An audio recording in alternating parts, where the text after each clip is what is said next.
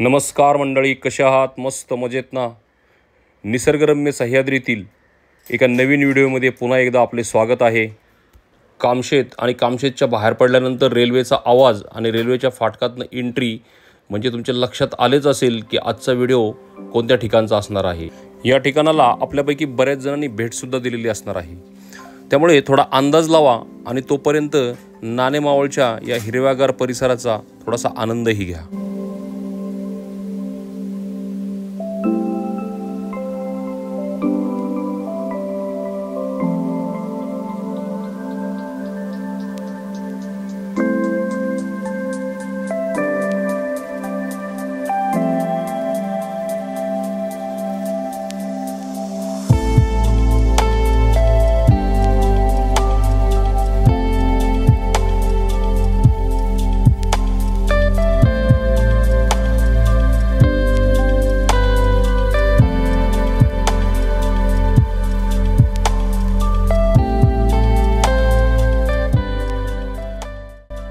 I hope तुमच्या लक्षात आलंच असेल की आता मी कुठे चाललोय. ठीक आहे, मी तुमची जास्त प्रतीक्षा ताणू इच्छित नाहीये. तर मी चाललोय नाणेमावळातील अध्यात्म आणि निसर्गाचा एक अद्वितीय संगम असलेल्या कोंडेश्वर येथील शिवमंदिरामध्ये दर्शनासाठी. कारण आज आहे श्रावण सोमवार. गोवित्री गावातून पुढे आल्यानंतर 2 रस्ते लागतात. यापैकी उजव्या बाजूच्या रस्त्याने न जाता डाव्या बाजूच्या रस्त्याने नदीवरचा पूल क्रॉस करून पुढे जायचे आहे. हा रस्ता सरळ जांभवली म्हणजे कोंडेश्वरकडे जातो. एक गोष्ट लक्षात ठेवा, इकडे मोबाईलला नेटवर्क नाही आहे, त्यामुळे तुमचा गुगल मॅप चालेलच याची शाश्वती नाही. त्यामुळे स्थानिक लोकांची मदत घेऊन तुम्ही कोंडेश्वरला जाऊ शकता. वाव, काय मस्त वातावरण आहे. सारा परिसर हिरवाईने नटलेला आहे. आणि हा समोर दिसतोय तो उकसाण डॅम आहे. गेले काही दिवस खूप चांगला पाऊस झाल्यामुळे उकसाण डॅम पण स्वाभाविकरित्या ओव्हरफ्लो झालेला आहे. उकसाण डॅम हा पाटबंधारे खात्याच्या अंतर्गत येत नाही, तर तो एक प्रायव्हेट डॅम आहे.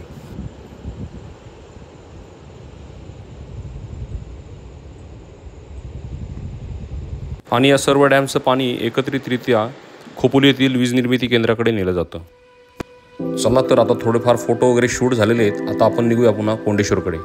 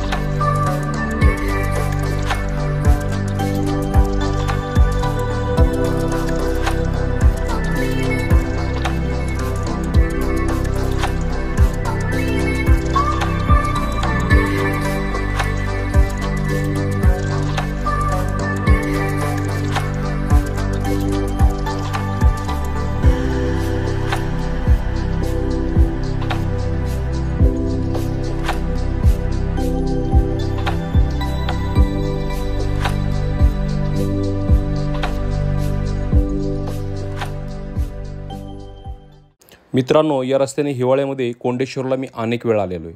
मात्र पावसाळ्यातलं जे वातावरण आहे ते अमेझिंग आहे. अमेझिंग, जबरदस्त. त्याचं शब्दातही वर्णन करू शकत नाही, इतकं मस्त वातावरण आहे.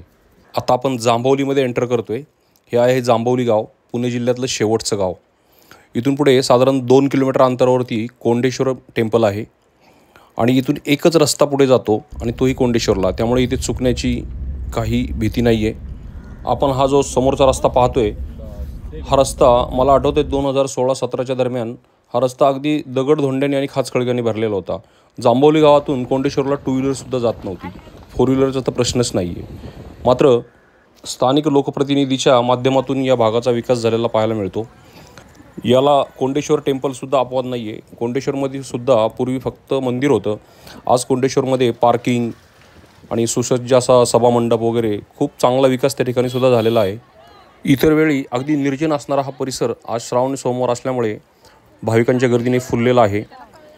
खूप जास्त प्रमाणात आज इथे गर्दी आहे. पार्किंगला सुद्धा जागा नाही आहे. अगदी खाली धनगरवाड्यापर्यंत गाड्या पार्क केलेल्या दिसत आहेत. इतर दिवशी म्हणजे अगदी शनिवार रविवार या ठिकाणी ढाकच्या भैरीला जाणारे ट्रेकर्स मंडळी तुम्हाला या ठिकाणी भेटतात. बाकी तसा इकडे माणसांचा वावर फार कमी आहे.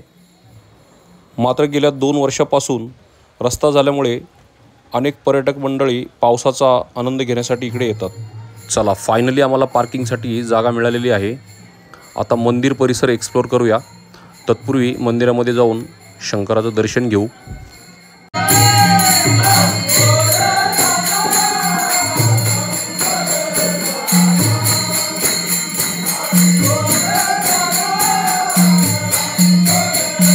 शहरीकरणाच्या विळख्यामध्ये क्वचित प्रसंगीच असे भजनाचे सूर कानावर पडतात.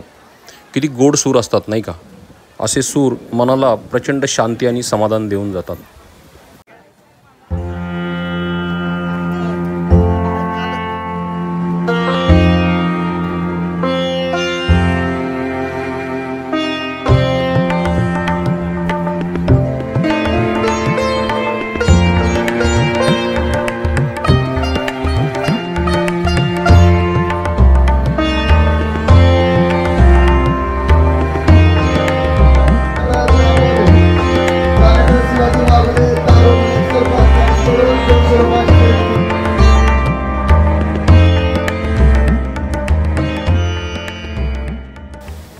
खूप छान दर्शन झालेलं आहे. मी जेव्हा या मंदिरामध्ये येतो आणि दर्शन करतो तेव्हा मला एक वेगळंच आत्मिक समाधान मिळतं आणि आजसुद्धा मला ते आत्मिक समाधान मिळालेलं आहे. कोंडेश्वर मंदिर हे अगदीच निसर्गरम्य परिसरामध्ये वसलेले आहे. याच्या तिन्ही बाजूला उंच असे डोंगर आहेत आणि या 2 डोंगराच्या मधून खळाळत वाहत येणाऱ्या नदीमुळे मंदिराच्या मागच्या बाजूला 3 कुंड तयार झालेले आहेत आणि हे 3 कुंड पर्यटकाचे प्रमुख आकर्षणसुद्धा आहेत. कुंडात पडणाऱ्या पाण्याचा ध्वनी आणि मंदिरातून उठणारा ओम नमः शिवायचा ध्वनी जेव्हा एकत्र येतात तेव्हा या परिसरामध्ये एक वेगळेच चैतन्य निर्माण झाल्याचे पाहायला मिळते.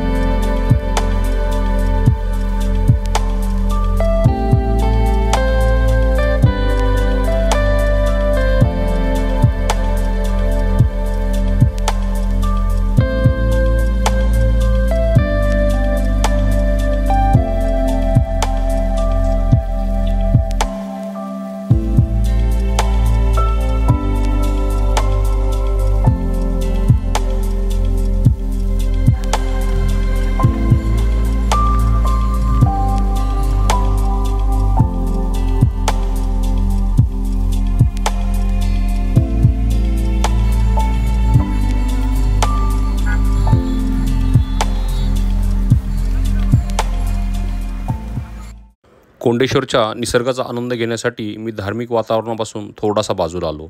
समोर जो दिसतो आहे तो आहे धुक्यात हरवलेला ढाकचा किल्ला.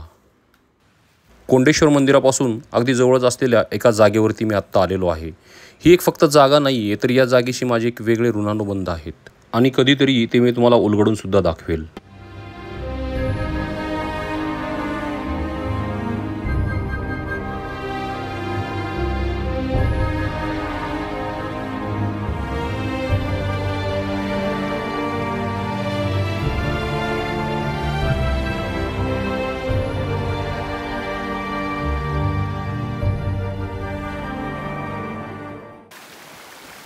धार्मिक वातावरणामध्ये निसर्गाचा आनंद घेत असताना भूक लागल्याची जाणीवसुद्धा हरवून गेली. पण सहजच घड्याळाकडे लक्ष गेले आणि भुकेची जाणीव तीव्र झाली. म्हणून बरोबर आणलेली शिदोरी सोडण्याच्या हेतूने ओढा क्रॉस करून पलीकडच्या खडकावर जाण्याचा निर्णय घेतला. मात्र ओढा क्रॉस करत असताना अशी थोडीशी फजितीही झाली.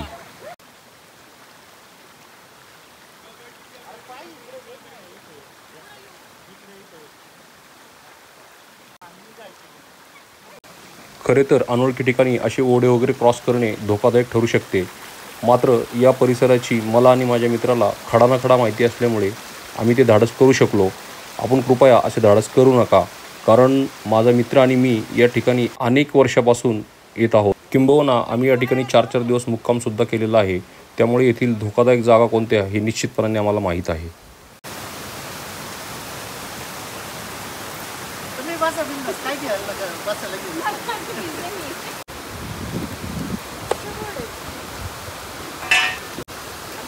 वनभोजनाचा आनंद घेऊन झालेला आहे.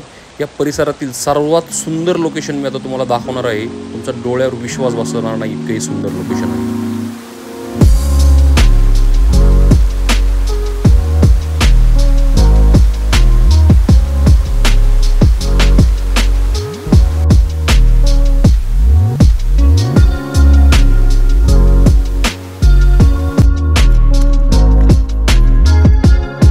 मित्रांनो, कसं वाटलं तुम्हाला हे भन्नाट लोकेशन जरूर कळवा. आता वेळ झालेली आहे कोंडेश्वरचा आणि कोंडेश्वरच्या या निसर्गरम्य परिसराचा तात्पुरता निरोप घेण्याची. तो फ्रेंड्स, तुम्हाला हा जर व्हिडिओ आवडला असेल तर लाईक, शेअर आणि सबस्क्राईब नक्की करा. तर चला मग भेटूया पुन्हा एकदा अशाच नवीन भन्नाट लोकेशनवरती. तोपर्यंत जय हिंद, जय महाराष्ट्र.